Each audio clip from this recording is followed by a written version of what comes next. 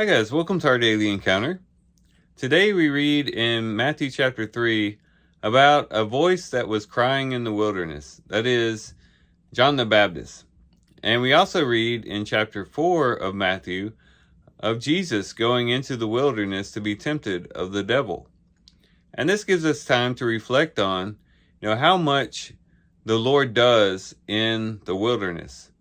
We can think in the Old Testament that we read earlier this year, how God led the children of Israel through the wilderness and how he had provided for them. He had given them their law, the law of Moses. He had also entered into a covenant with them. He gave them water from the rock. He also fed them the manna.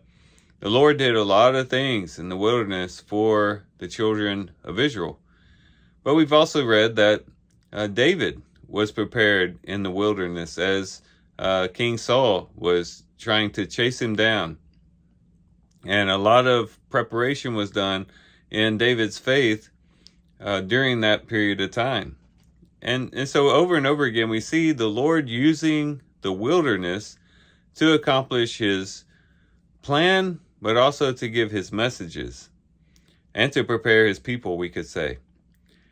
And that ought to inform us in our own lives when we enter into the wilderness. And of course, we're not talking about necessarily a physical wilderness that we might enter into, but there's times in which we enter into those wild places of life. In other words, we go into the untamed territory. We go into those times in our lives where life is no longer predictable. Things begin to happen to us, perhaps, that are maybe dangerous or unsettling. And we no longer can rely on the mundane or rely on our own security, but we have to ultimately cast ourselves upon the Lord. It's during those times that the Lord oftentimes works best in our lives.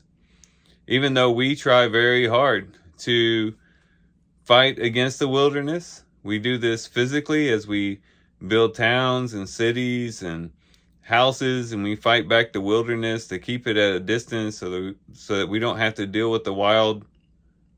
But we do this also spiritually and emotionally as we try to fight against the wild in our lives.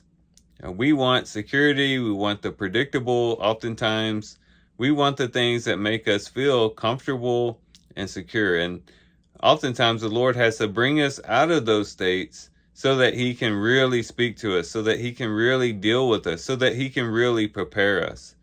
And so if we find ourselves in those wild places of life, as unpleasant as they might be, because we no longer can depend upon ourselves or depend upon other things that we typically depend upon, even though it's difficult, we can see the value in those things and see how the Lord is working in those places in our lives, in those seasons in our lives, and be thankful that the Lord is producing something good out of it, and that we will be better off in the end than we were before.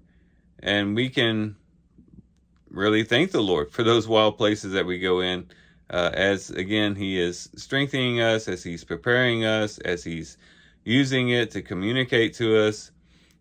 He is working in our lives, even in those places where we feel insecure or unsecure, and where we feel like things might be a little bit more chaotic. So these are some things we can reflect on and think about as we do our reading today. With that, guys, I do thank you for watching the video today. Hope you guys have a great day. Love you guys. God bless.